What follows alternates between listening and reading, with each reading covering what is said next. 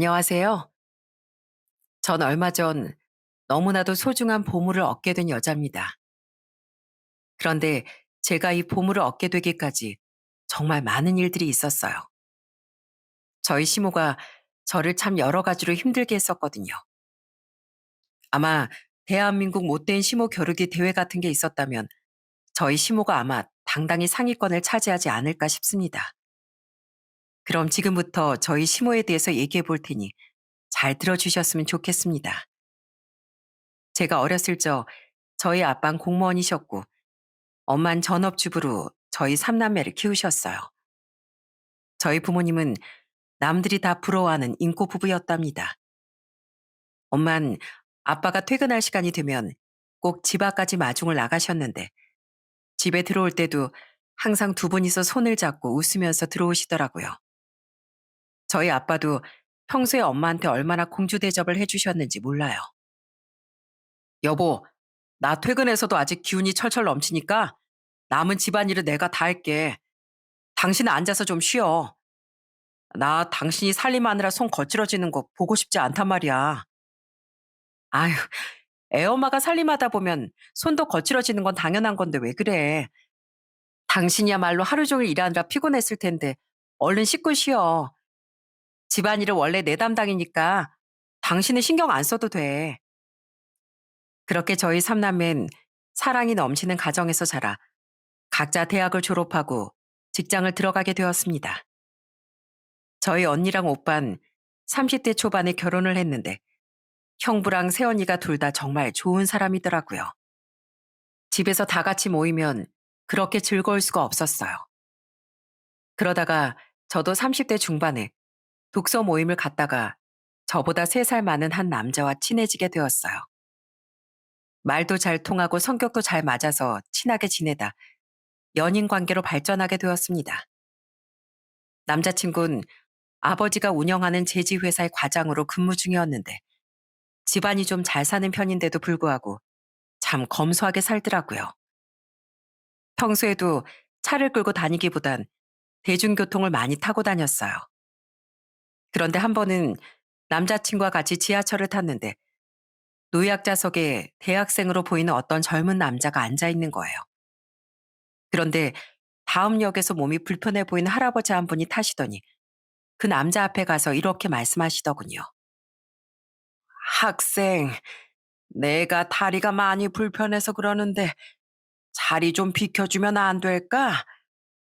내가 무릎 수술한 지가 얼마 안 돼서 서 있기가 많이 힘들거든. 그런데 그 남잔 기분 나쁜 표정으로 할아버지를 올려다보더니 막말을 하기 시작하더군요. 할아버지, 지하철에 전세 냈어요? 내가 내 돈 내고 지하철 탔는데 왜 비키라 말아요? 보나마나 노인이라서 지하철 요금도 안 냈을 텐데 그럼 좌석에 앉을 생각을 하지 말아야죠. 그 남자가 그렇게 버릇없게 하는데도 다들 남의 일에 엮이기 싫은지 수군거리기만 하고 나서는 사람이 없었어요. 하지만 딱 한 명, 제 남자친구만이 자리에서 벌떡 일어나 그 남자한테 한마디 하더군요. 이봐요, 학생. 여기 노약자석이라고 써 있는 거 안 보여요?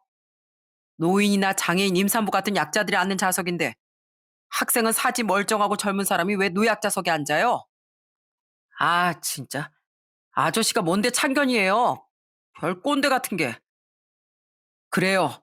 학생이 보기엔 내가 꼰대일지 모르지만 내가 보기에 학생은 글자도 못 읽는 사람인 것 같네요. 그런데 지금이라도 노약자석의 뜻을 알았으니까 비켜야 하지 않겠어요? 저쪽에 빈자리 있으니까 저쪽 가서 앉으라고요. 남자친구가 그렇게 호통을 치자 학생은 에이씨 하고 짜증을 내더니 쪽팔린다면서 다른 칸으로 가버리더군요.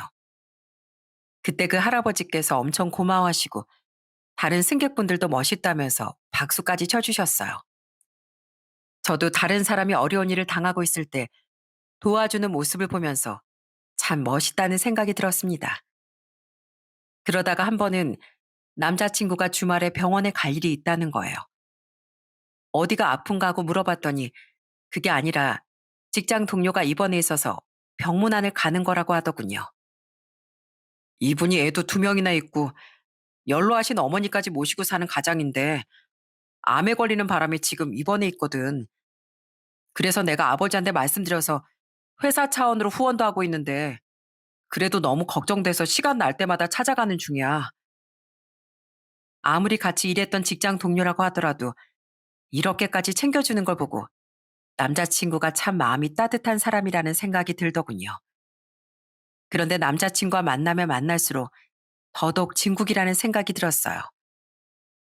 한 번은 비 오는 날 같이 길을 걷고 있었는데 저희 앞에서 걸어가고 있던 어떤 아주마가 빗길에 미끄러지는 바람에 넘어지고 만 거예요. 그래서 그 아주마가 들고 있던 봉투가 바닥에 떨어지면서 찢어져 안에 있던 내용물들이 다 쏟아지고 말았어요. 그런데 남자친구는 그걸 또 그냥 지나치지 않았습니다. 아주머니, 괜찮으세요? 어디 다치신 데는 없는 거예요? 아유, 봉투가 다 찢어져서 이거 담아가실 데도 없을 것 같은데 제가 얼른 가서 봉투 하나 사다 드릴 테니까 조금만 기다리세요. 남자친구는 그 아줌마를 부축해서 일으켜 세워주고선 편의점으로 달려가 봉투 하나를 사오더군요. 그러더니 친절하게 그 물건을 하나하나 봉투에 넣어줬어요. 그러자 그 아줌마가 엄청 고마워하시더군요. 아유, 고마워요, 총각. 내가 슬리퍼를 신고 나오는 바람에 미끄러워서 넘어졌나 봐요. 괜히 나 때문에 총각이 돈까지 쓰고 수고스러웠네요. 그러자 남자친구는 별일 아니라면서 쑥스러워하더군요. 전 매사에 그렇게 남을 위해 행동하는 남자친구가 정말 좋게 느껴졌습니다. 그래서 남자친구와 결혼 약속도 하게 되었어요. 그런데 어느 날 남자친구가 갑자기 저한테 고백할 게 있다고 하더군요. 알고 보니까 27살에 한 번 결혼을 했었다는 거예요. 혼인신고는 안 했지만 3년 정도 같이 살다가 헤어졌다고 하더군요. 사실 내가 3대 독자다 보니까 우리 어머니가 손주를 엄청 원하셨거든. 그런데 그때 결혼했던 여자는 나이가 어리다 보니까 애를 늦게 낳고 싶어 했는데 우리 어머니가 하도 애를 낳으라고 압박을 주니까 그게 견디기 힘들었나 봐. 진작에 얘기했어야 했는데 이제야 말하는 거 정말 미안해. 남자친구가 그 여자랑 3년 동안 살면서 혼인신고를 안 했던 이유도 남자친구의 어머니가 애를 낳기 전까지 혼인신고를 하지 말라고 해서 그랬던 거라고 하더군요. 전 솔직히 그 얘기를 듣고 많이 놀라긴 했어요. 비록 혼인신고는 안 해서 서류상으론 깔끔하지만 그래도 남자친구가 한 번 결혼했던 사람일 거라곤 상상도 못 했거든요. 게다가 얘기를 들어보니 남자친구의 어머니가 만만치 않은 분인 것 같더군요. 하지만 전 남자친구가 워낙 좋은 사람이다 보니 그 정도는 감당할 수 있을 거라고 생각했습니다. 하지만 제 결심만 가지고 결혼을 할 수 있는 건 아니더라고요. 저희 부모님한테 결혼 허락을 받으러 갔는데 저만 좋으면 된다고 하신 엄마와는 달리 아빠가 엄청 반대를 하시더라고요. 선주 너, 내가 안 된다고 몇 번을 얘기해. 세상에 아무리 혼인신고를 안 했어도 어떻게 한 번 결혼했던 남자랑 결혼을 한다는 거냐고. 아빠, 결혼했던 전적보단 이 사람의 인성을 더 봐주시면 안 될까요? 이 사람 정말 세상에서 둘도 없이 착한 사람이에요. 길 가다가 어려운 사람이 보이면 절대 그냥 지나치지 않고요. 식당에서 직원이 실수를 해도 웃으면서 그냥 넘어가 주는 사람이라고요. 게다가 회사의 아픈 직원한텐 정기적으로 찾아가서 응원까지 해주는 사람이에요. 그러니까 제발 한 번만 다시 생각해 주시면 안 돼요? 안 된다고 했지? 세상에 어느 부모가 자기 딸을 딴 여자랑 3년이나 같이 살았던 남자랑 결혼을 시켜? 네가 아무리 이래봤자 소용없다. 그놈은 절대 안 되니까 지금이라도 얼른 정리해. 알았어? 저는 매일매일 울고불고 하면서 아빠를 설득해봤지만 전혀 소용이 없었습니다. 사랑하는 남자와 결혼도 마음대로 못하는 현실이 너무 참담했어요. 그런데 마침 제가 그때쯤 회사 일이 바빠서 야근을 많이 했는데 스트레스까지 많이 받다 보니까 제 몸에 무리가 왔나 봐요. 어느 날 일을 하다가 저도 모르게 피식 쓰러지고 말았습니다. 직장 동료들이 119에 신고해서 병원에 실려갔는데 제가 입원했다는 소식을 듣고 남자친구가 병원에 달려와선 제 앞에 무릎까지 꿇고 펑펑 울기 시작하더군요. 선주야, 미안해. 이게 다 모자란 나 때문이야. 난 네가 행복하기만을 바랬는데 이러면 내가 널 불행하게 만들고 있는 거잖아. 선주야, 차라리 그냥 내가 조용히 물러날게. 나 다시는 너 힘들게 하고 싶지 않아. 너랑 헤어지면 평생 널 못 잊겠지만 그래도 널 위해선 그게 맞는 선택인 것 같아. 그런데 그때 조용히 병실 문이 열리더니 누군가가 나타났어요. 그건 바로 저희 부모님이었습니다. 남자친구가 제 앞에서 펑펑 우는 모습을 다 지켜보셨는지 저희 아빠가 남자친구한테 다가와 이렇게 말씀하시더군요. 자네, 진짜 우리 딸을 위해서 포기할 수 있나? 자네가 아무리 힘들더라도 우리 딸 미래를 위해서 조용히 떠나줄 수 있냐고. 네, 그렇게 하겠습니다. 제가 바라는 건 오직 선주의 행복뿐이니 제가 떠나야 선주가 행복해진다면 무조건 그렇게 하겠습니다. 그러자 저희 아빤 잠시 조용히 생각을 하시더군요. 그러더니 정말 뜻밖의 말씀을 하셨어요. 아니, 우리 선주가 행복해지는 길은 자네가 우리 선주 옆에 있어주는 거네. 나 솔직히 자네가 한번 결혼했다고 하길래 편견을 가지고 있었는데 오늘 우리 선주 앞에서 하는 얘기를 들어보니 내가 오해했던 것 같네. 나도 남자지만 남자가 이렇게 무릎까지 꿇고 펑펑 우는 게 쉬운 일은 아니지 않은가. 저와 남자친구는 그 얘기를 듣고 정말 깜짝 놀라고 말았어요. 절대 생각을 바꾸지 않을 것 같았던 저희 아빠가 드디어 결혼 허락을 해주신 거예요. 아마 남자친구가 절 생각하는 마음이 진심이라고 느끼셨던 것 같아요. 그날 남자친구와 전 한참 동안이나 눈물을 흘리며 아빠한테 감사하다고 얘기했답니다. 그 후 저는 예비 시댁에도 결혼 허락을 받고 36살의 나이로 결혼을 하게 되었어요. 그렇게 결혼 후 남편은 저희 집에 정말 잘하더군요. 저희 아빠가 시사나 경제 부문에 관심이 많으시다는 걸 알고선 관련 기사들과 인터넷에서 찾은 정보들을 스크랩해서 아빠한테 드린 적도 있었어요. 자네, 회사 다니라 바쁜 사람이 도대체 이런 건 언제 했나? 이거 완전 내가 궁금해하는 내용들만 쏙쏙 뽑아왔잖아. 그러자 옆에 있던 형부도 껄껄 웃으며 칭찬을 하시더군요. 이야, 나도 아버님한테 잘한다고 생각했는데 이제 보니까 동선 한술 더 뜨는구만. 세상에, 난 왜 저런 걸 할 생각을 못했을까?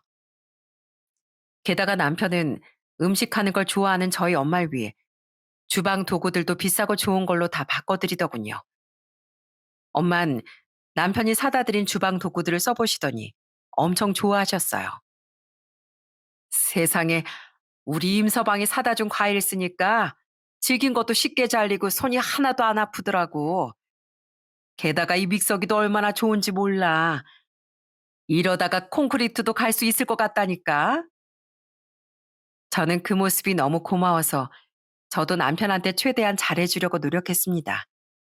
남편 기 살려주기 프로젝트라면서 옷도 깔끔한 걸로 사주고 미용실 가서 머리도 해주고선 SNS에 올렸어요. 그런데 저희 시아버지가 그걸 보셨는지 다음에 시댁에 갔을 때 저한테 이러시더라고요. 세아가, 너 SNS 보니까 우리 아들 완전히 멋있게 변신시켜줬더라. 그래서 말인데 이번엔 내가 며느리 기 살려주기 프로젝트 한번 해주마. 네가 우리 아들한테 해준 것처럼 이번엔 내가 너한테 머리부터 발끝까지 싹 바꿔주마. 시아버진 그렇게 말씀하시고선 절 백화점에 데려가 옷이랑 신발이랑 가방까지 싹 다 사주셨어요. 제가 비싼 건 필요 없다고 했는데도 굳이 좋은 걸로 사주시더라고요. 그런데 얼마 후 제가 남편한테 해준 밥을 사진 찍어서 SNS에 올렸는데 시아버지가 또 그걸 보시더니 맛있겠다고 하시는 거예요. 그래서 한 번은 시부모님을 저희 집에 초대해서 밥을 해드린 적도 있었습니다. 그랬더니 시아버지께서 엄청 좋아하시더라고요. 세상에, 세아가 네가 하는 음식을 먹어보니까 안사돈께서 얼마나 음식을 잘하시는지 알겠다. 그러니까 너도 그 손맛을 물려받아서 이렇게 음식을 기똥차게 하는 거겠지. 솔직히 말하면 네 시애미가 만든 음식들보다 훨씬 맛있는 것 같아. 그런데 시아버지가 그렇게 말씀하시자 옆에 있던 시모가 입을 삐죽거리며 한마디 하시더라고요. 아니 왜 가만히 있던 날 걸고 넘어지고 난리야. 난 평생 사모님 소리 들으면서 살다 보니까 내 손으로 음식 해본 적이 별로 없어서 그래. 남들한테 돈만 주면 뚝딱 해주는 걸 내가 뭐하러 사서 고생을 해. 사실 저희 시아버지가 오랫동안 사업을 하시다 보니 돈이 좀 있으신 편이라 시모가 사모님 소리 들으면서 사셨던 것 같더라고요. 그래서 그런지 몰라도 평소에 약간 다른 사람을 무시하는 태도가 보일 때가 있었어요. 한 번은 시모와 같이 마트에 갔는데 계산대에서 마트 직원이 봉투 필요하세요 하고 물어보니까 다짜고짜 그 직원한테 짜증을 내시더군요. 아니 그럼 봉투를 줘야지. 이걸 그냥 손으로 들고 가요? 내가 무슨 오징어처럼 손이 10개가 있는 것도 아닌데 이걸 어떻게 들고 가란 말이에요? 나이도 50밖에 안 돼 보이는데 벌써부터 눈이 삐었나?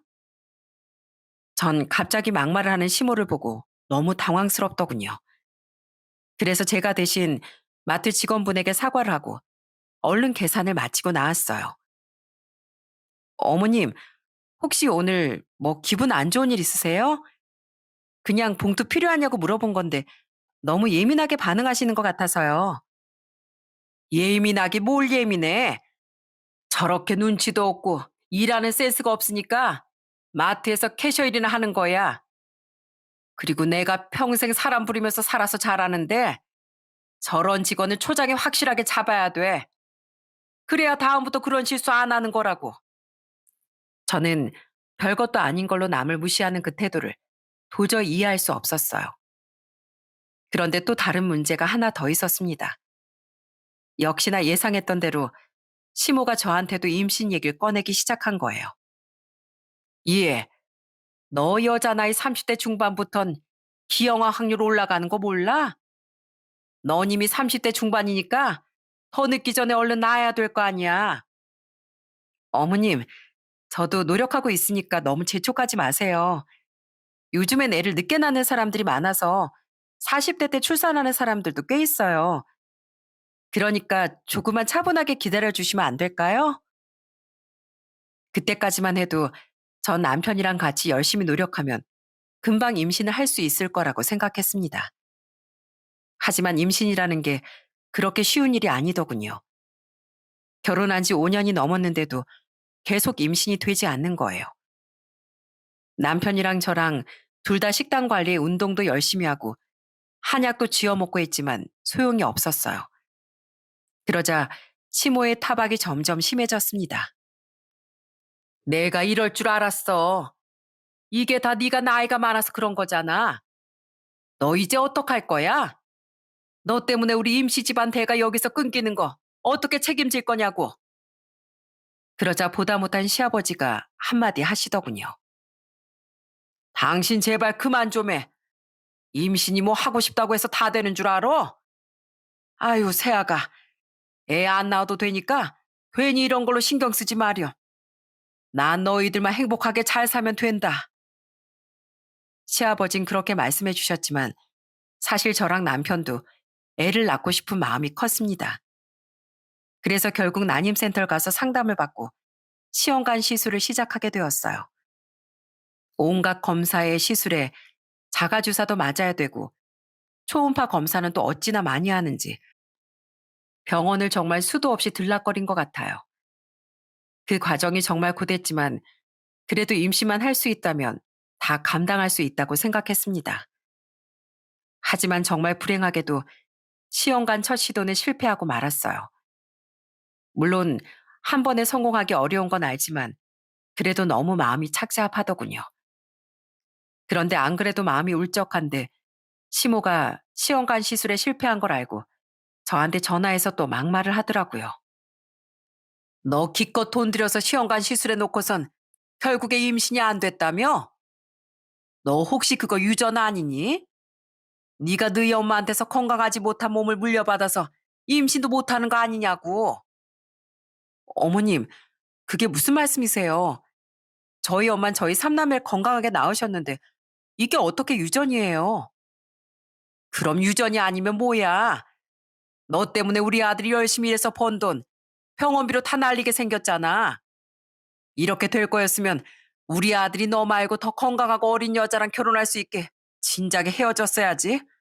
왜 우리 아들이랑 결혼을 해서 이 사다를 만들어? 아니, 제가 임신을 안 하고 싶어서 안 하는 줄 아세요? 안 그래도 속상한데 제발 그런 말 좀 하지 마세요. 어머님 때문에 생기려던 애도 안 생기겠어요.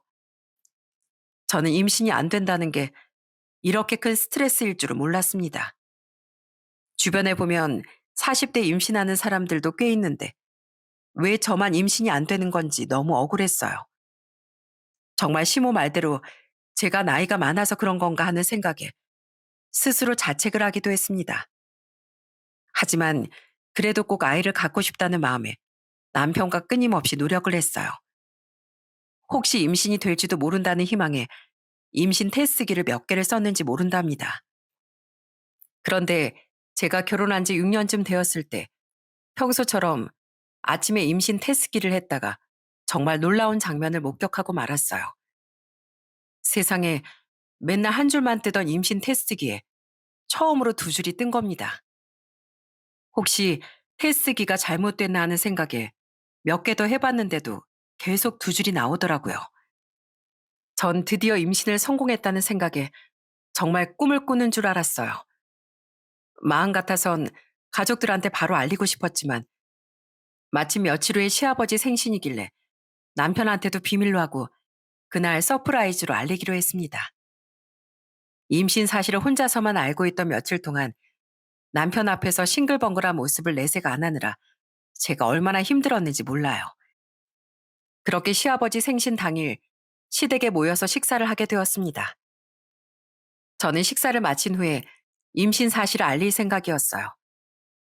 그런데 아무것도 모르고 있던 시모가 밥을 먹던 도중 또 저한테 막말을 하기 시작하더군요.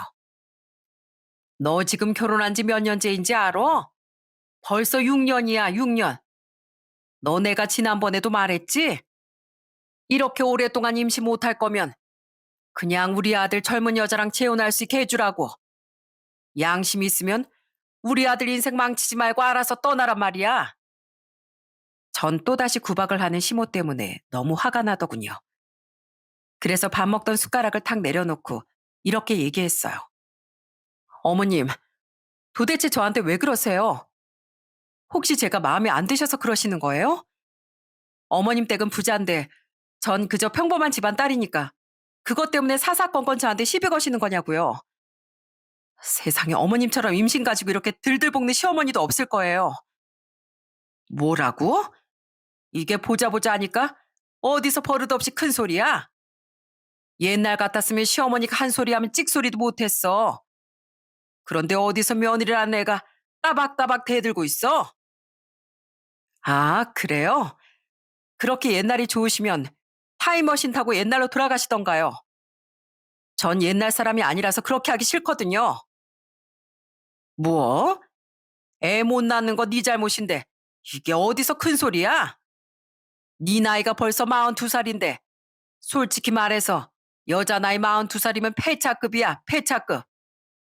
기능적으로 다 망가져서 폐차장 들어가야 된다고. 그나저나 너 혹시 결혼 전에 남자 많이 만나고 다닌 거 아니니? 그래서 밭이 건강하지 못해서 애가 안 생기는 거 아니야? 그렇지 않고서야 이렇게까지 애가 안 생길 리가 없잖아. 세상에 시모는 저한테 정말 별의별 막말을 다 하더군요. 너무 기가 막혀서 코웃음을 치고 있는데 듣고 있던 저희 남편이 벌떡 일어나 화를 냈어요. 어머니, 제발 그만 좀 하세요.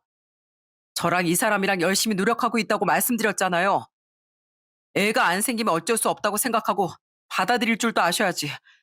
왜 자꾸 이 사람한테 그런 막말을 하시는 건데요?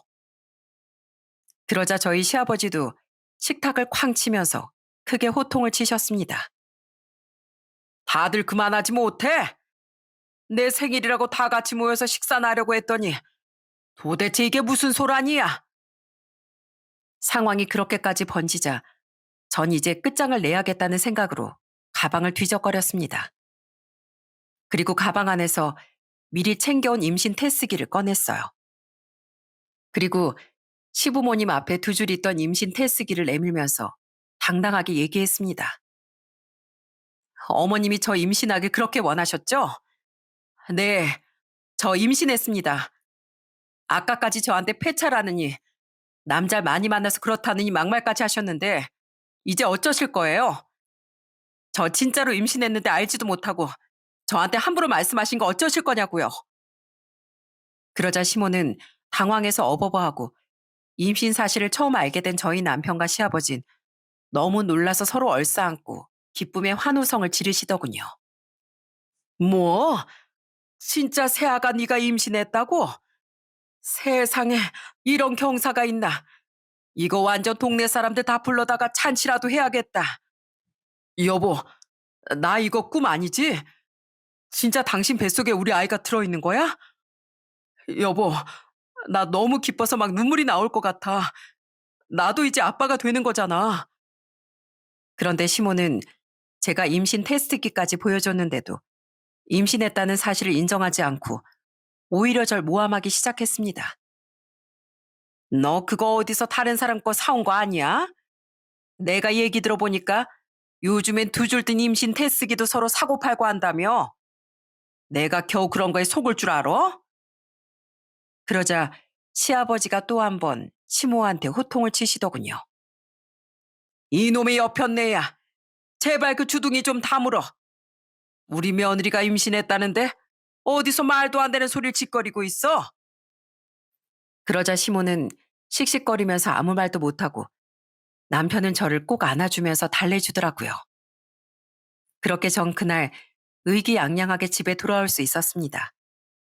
그런데 그날 이후 남편이 저한테 정말 잘해주더군요. 제가 소파에서 쉬고 있으면 따뜻하게 이불도 가져와서 덮어주고 밥도 자기 손으로 다 차려줬어요.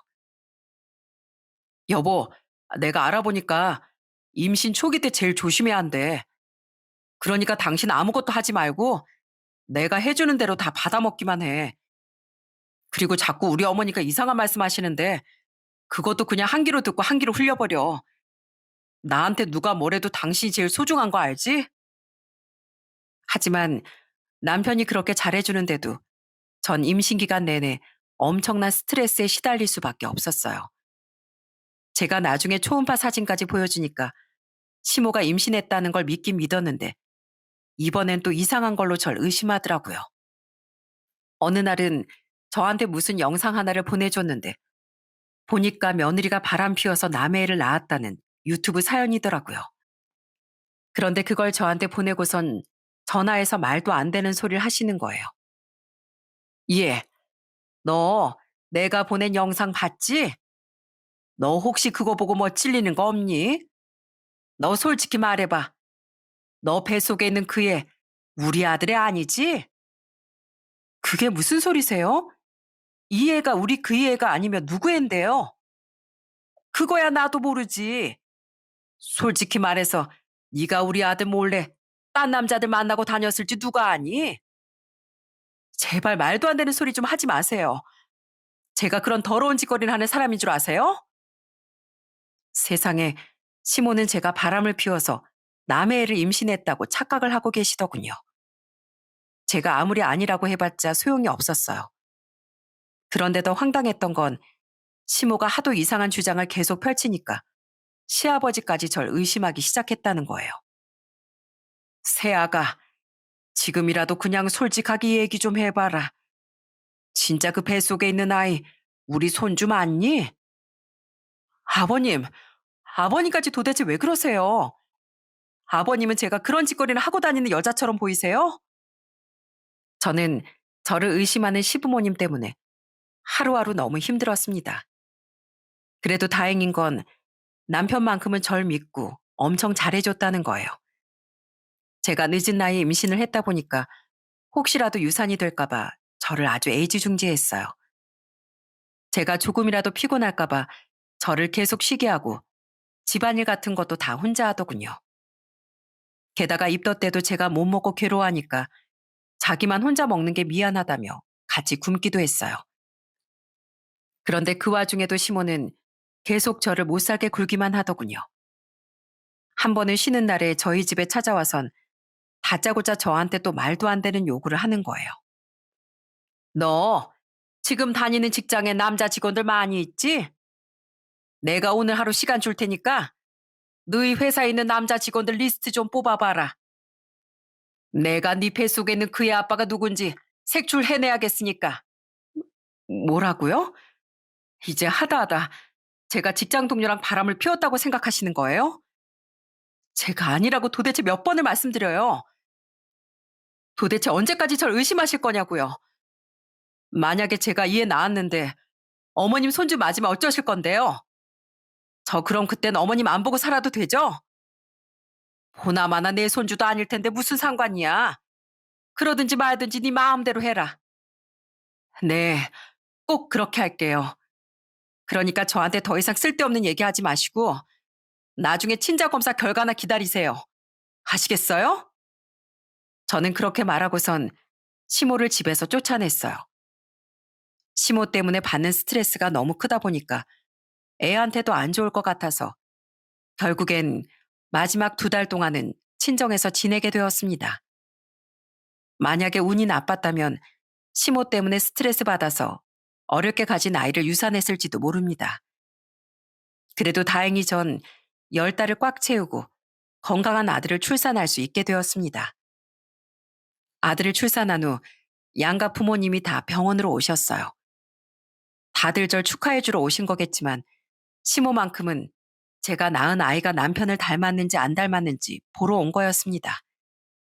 그런데 저희 시아버진 신생아라 아직 얼굴이 뚜렷하지 않은데도 저희 아들을 보자마자 한눈에 남편의 아이라는 걸 알아보시더군요. 세상에, 우리 형석이 어릴 때랑 똑같이 생겼잖아. 이것 봐라. 내가 뭐라고 했어? 딱 봐도 우리 손주 맞는데 왜 당신이 쓸데없는 의심을 해가지고 우리 며느리한테 상처를 주냐고. 그러자 시모는 또 코웃음을 치면서 반박을 하더군요. 참나, 우리 아들이랑 닮기는 뭐가 닮아. 원래 갓 낳은 애들은 다 똑같이 생긴 거야. 보나마나 딴 남자애가 맞다니까. 저는 끝까지 그런 식으로 나오는 시모를 보고 도저히 참을 수가 없더군요. 그래서 병원 아닌데도 정말 있는 힘껏 크게 소리를 질렀어요. 제발 그놈의 말도 안 되는 소설 좀 그만 쓰세요. 제가 애 낳고 나면 유전자 검사해서 알려드린다고 했죠? 그때까진 가만히 계시라고 했잖아요. 그러자 저희 엄마도 시모를 밖으로 밀면서 화를 내시더군요.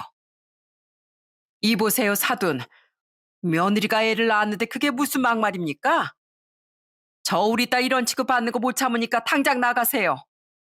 우리 딸 사돈한테 그런 막말 들을 이유도 없으니까 쓸데없는 소리 하지 말고 당장 나가시라고요.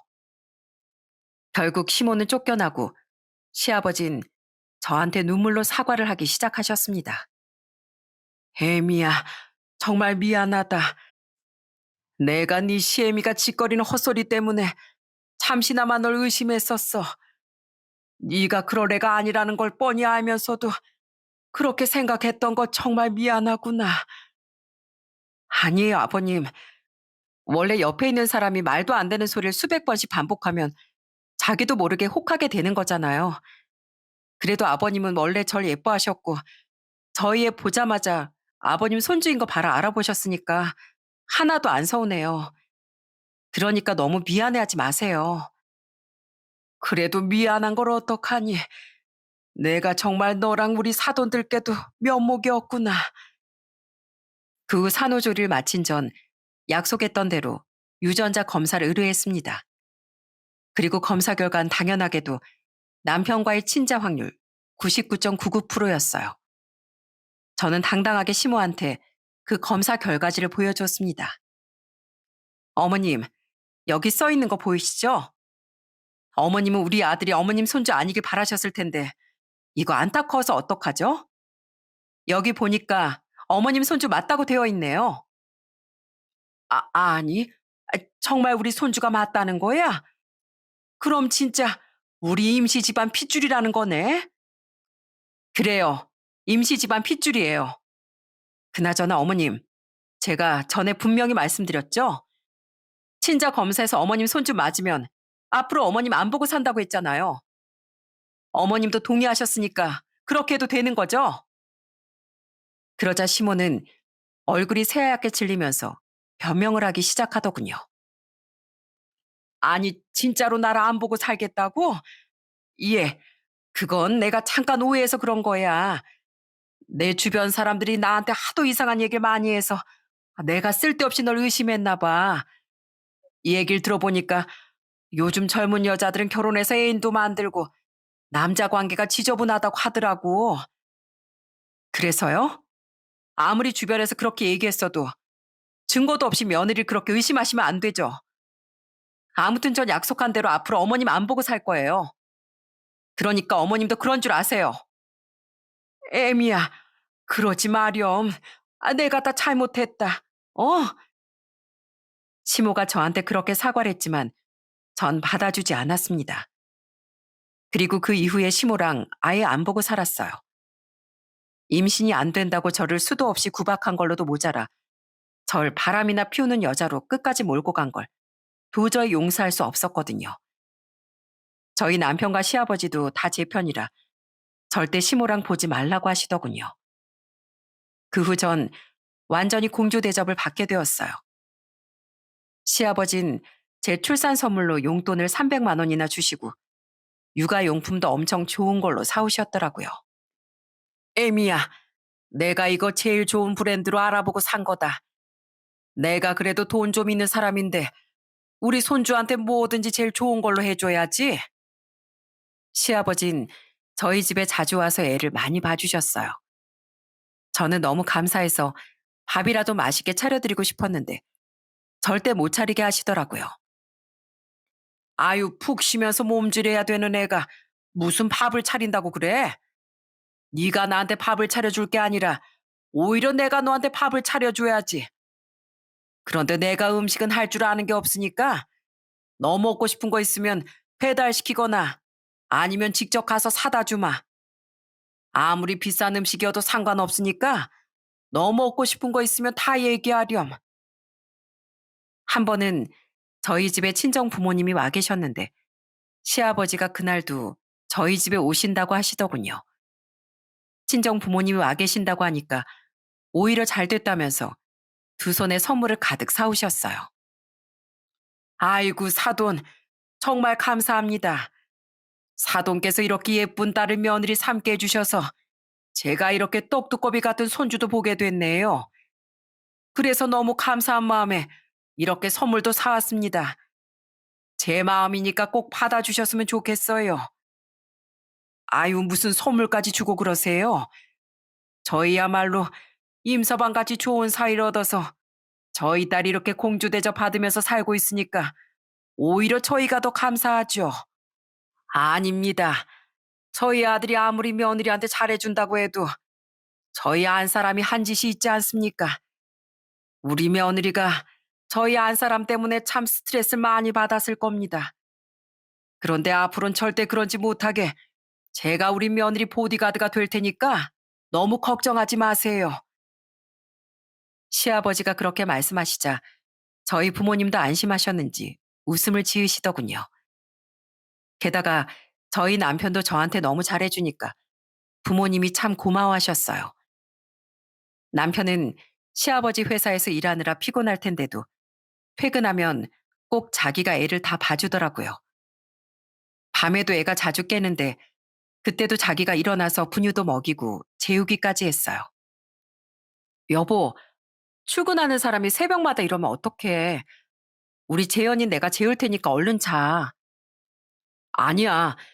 내가 잠을 좀 못 자더라도 우리 재현이 한 번이라도 더 안아주는 게 좋단 말이야. 그리고 나 체력 엄청 좋은 거 몰라? 겨우 이 정도 가지고는 하나도 안 피곤하니까 걱정하지 마. 그런데 제가 이렇게 공주 대접을 받으면서 사는 동안 시모는 완전히 찬밥 신세로 전락하고 말았습니다. 친자 검사 결과지를 받은 날부터 시댁에도 안 가고 시모한테 저희 아들도 한 번도 안 보여줬는데 한 번은 시아버지가 저희 집에 와서 시모 얘기를 하시더라고요. 아유, 아무리 내 마누라라지만 진짜 뻔뻔해도 너무 뻔뻔한 것 같더라. 세상에 널 그렇게 못살게 굴고 우리 손주 남의 애라고 의심까지 해놓고선 이제 와서 우리 손주 보고 싶다고 나보고 너희 집에 같이 가자고 하는 거 있지? 그래서 내가 부정 탄다고 못 오게 했다. 본인이 한 짓이나 생각하면서 평생 반성하라고 말이야. 그러다가 또 한 번은 저희 집에서 시아버지랑 같이 식사를 하는데 시아버지가 맛있게 드시다가 또 이런 말씀을 하시더라고요. 아니, 네 시애미가 이번엔 또 얼마나 황당한 짓을 했는 줄 아니? 며칠 전에 갑자기 넣어준다고 무슨 반찬을 막 만들더라고. 시아버진 반찬을 만들고 있는 시모를 부엌에서 끌어내며 이렇게 말씀하셨다고 하더군요. 아니, 그렇게 며느리를 미워했으면서 그 반찬에 뭘 넣었을 줄 알고 그걸 나보고 갖다 주라는 거야? 우리 며느리가 얼마나 소중한 사람인데 어떻게 그런 의심스러운 음식을 먹이냐고. 아니, 내가 반찬에다가 뭘 넣는다고 그래. 난 그냥 우리 며느리가 애 낳느라 고생 많이 했으니까 반찬이라도 좀 챙겨주려고 그러는 거지. 그러니까 당신이 그걸 왜 챙겨주냐고. 그렇게 재료 사다가 낭비할 시간 있으면 밖에서 돈이나 벌어와. 시어머니 자격도 없는 사람이 어디서 시어머니 노릇을 하려고 그래? 그러자 시모는 기가 팍 죽어선 방에 들어가서 하루 종일 안 나왔다고 하더군요. 그 이후에도 시모가 저희 아들을 보고 싶다고 하거나 저한테 연락이라도 하려고 하면 시아버지가 아주 쥐잡듯이 잡으셨나 봐요. 그야말로 쭈구리 신세가 따로 없었습니다. 그런데 시아버지가 하도 무섭게 하시니까 이번엔 시모가 저희 남편한테 전화해서 애원을 하시더라고요. 형서가 나 우리 손주 너무 보고 싶은데 한 번만 보여주면 안 되니? 내가 그래도 할머니인데 한 번 안아보기라도 해야지. 왜요? 언젠 어머니 손주 아니라면서요? 임신한 사람을 말도 안 되는 의심으로 몇 달 동안 들들 볶으셨으면서 이제 와서 진짜 손주가 맞다니까 보고 싶다고 하시는 거예요? 저요. 어머니가 저희 와이프한테 하시는 행동 절대 용서 못해요. 그러니까 우리 재현이 절대 볼 생각하지 마세요. 아시겠어요? 남편까지 그렇게 나오니까 이번엔 시모가 저한테 전화를 해서 사과를 하시더군요. 혜미야, 내가 정말 미안하다. 내가 쓸데없이 주변 사람들 말에 휘둘리는 바람에 그랬어. 내가 평생 네 시아버지 덕분에 사회생활도 안 해보고 편하게 살다 보니까 뭐가 맞고 틀린지도 구분하지 못하는 사람이 되었나 봐. 내가 너한테 그동안 막말하고 스트레스 준 거 사과할 테니까 제발 우리 손주 한 번만 보여주면 안 되겠니? 제가 왜 그래야 되는데요? 그렇게 제가 그만하라고 할 때 그만하셨어야죠. 친자 검사에서 어머님 손주 맞으면 앞으로 어머님 안 본다고 했을 때 저한테 뭐라고 하셨어요? 어차피 어머님 손주 아닐 거 뻔하니까 그렇게 해도 된다고 하셨죠? 사람이 한 입으로 두 말하는 거 아니랬는데 이제 와서 이러시면 안 되죠. 어머님이 지금 저한테 사과하신다고 해서 제가 그동안 어머님한테 당했던 게 없었던 일이 되는 건 아니잖아요. 그럼 내가 앞으로 너한테 더 잘하마. 나 때문에 네가 상처받은 거 다 없어질 수 있게 내가 너한테 정말 잘해줄 테니까 한 번만 용서해다오. 어머님, 한 번 엎질러진 물은 주워 담을 수가 없는 거예요. 어머님은 제가 수도 없이 아니라고 얘기를 했는데도 한 번을 안 믿어주셨잖아요. 그러니까 저도 어머님이 몇 번을 사과하시든 용서해드리고 싶은 생각이 없네요. 그러니까 그런 줄 아세요. 애미야, 이러지 마렴. 애미야. 시모가 끝까지 불쌍한 목소리로 저한테 애원을 했지만 저는 절대 그 사과를 받아주지 않았습니다. 아마 직접 겪어보지 않은 사람들은 제가 시모한테 그동안 받은 스트레스가 얼마나 컸는지 잘 모르실 거예요. 아무리 아니라고 얘기를 해봤자 들어주지 않으니 꽉 막힌 벽이랑 대화를 하는 것 같고 하지도 않은 일로 의심을 받고 욕을 먹으면서 정말 억울했거든요. 그래서 이제부턴 정말로 절 사랑해주는 사람들만 챙기기로 했습니다. 저희 아들은 얼마 전에 돌이 지났는데 돌이 되기 한 달 전부터 걸음마를 시작했어요. 지난주엔 시아버지가 저희 집에 오셔서 저희 아들이랑 같이 집 앞에서 산책도 했답니다. 시아버지와 남편이 저희 아들의 손을 양쪽에서 잡은 상태로 저희 아들이 아장아장 걷는데 그 모습이 정말 너무 예쁘더라고요. 세상에, 우리 손주가 이렇게 걸음마를 잘해? 누워서 조그만 입으로 우유 먹던 게 엊그제 같은데 언제 이렇게 큰 거야? 에미야, 지금 우리 셋이 이렇게 걷고 있는 거 동영상 좀 찍어주렴. 내가 집에 가서 자기 전에 매일 봐야겠다. 그래서 제가 그 모습을 동영상으로 찍어서 시아버지한테 보내드렸더니 엄청 좋아하시더군요. 전 3대가 나란히 손을 잡고 있는 그 모습이 너무 보기 좋아 친정에 갔을 때 저희 가족들한테도 그 영상을 보여줬습니다. 그러자 저희 부모님은 물론이고 언니랑 오빠까지도 몇 번이나 반복해서 그 영상을 보더라고요. 어머, 이제 보니까 우리 재현이가 아빠만 닮은 게 아니라 할아버지까지 똑 닮았네. 이렇게 나란히 서 있으니까 완전 그림이 따로 없다 얘. 그러게.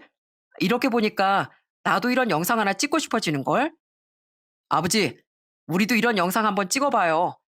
손주들도 많으니까 한번 날 잡아가지고 경치 좋은 곳 가서 다 같이 손잡고 영상 한번 찍자고요. 그럼 그럴까?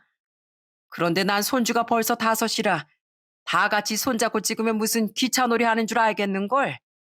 그래도 이걸 보니까 부럽긴 부럽네. 그래, 네 말대로 우리도 이렇게 한번 찍어보자. 이게 다 추억이지 뭐.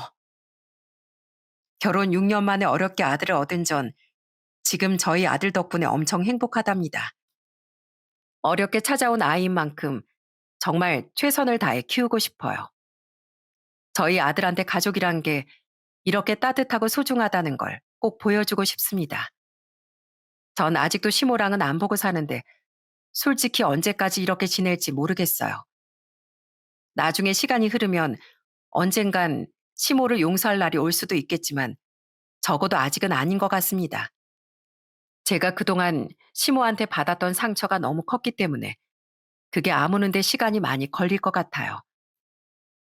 시모가 지금 얼마나 후회하고 반성하는지 모르겠지만 우연이라도 제가 쓴 사연을 듣게 된다면 진심으로 본인의 모습을 돌아보셨으면 좋겠어요. 저한테 하는 행동뿐만 아니라 남들한테도 함부로 하시는 일이 많으니 그것까지 꼭 반성하셨으면 좋겠습니다. 불신은 또 다른 불신을 낳는다라는 말이 있죠? 저는 뭐든지 한번 의심하기 시작하면 끝도 없이 의심하게 된다고 생각합니다. 특히 저희 시모처럼 증거도 없이 의심하는 사람이라면 더더욱 그렇겠죠.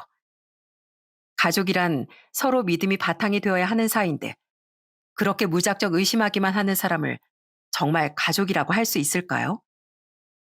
그래서 전 제 사연을 듣고 계시는 분들만큼은 가족들과 믿음을 바탕으로 서로 존중하면서 지내셨으면 좋겠어요. 남들이 다 의심해도 가족만큼 믿어줘야 되는 건데 가족이 먼저 의심하면 그만큼 큰 상처도 없는 거니까요. 그럼 전 이쯤에서 제 이야기를 마치도록 하겠습니다. 끝까지 들어주셔서 정말 감사합니다. 오늘도 사랑과 웃음이 넘치는 하루 보내시길 바랄게요.